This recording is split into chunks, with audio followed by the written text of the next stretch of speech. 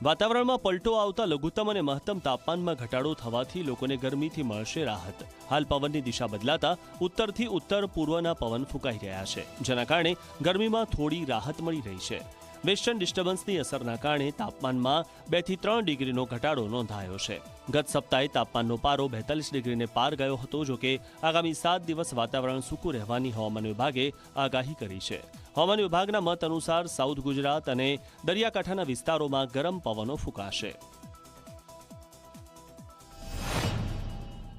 आने वाला अगले 7 दिन तक मौसम ड्राई रहेगा, शुष्क रहेगा और जो उच्चतम लघुतम तापमान है इसमें ज़्यादातर बड़ा बदलाव नहीं रहेगा। साउथ गुजरात की और जो सौराष्ट्र कच्छ की जो तटीय क्षेत्र है इसमें हमारा हॉट एंड जो गर्म एंड आर्द्र पवन के कारण हॉट एंड ह्यूमिड कंडीशन की रहेगा।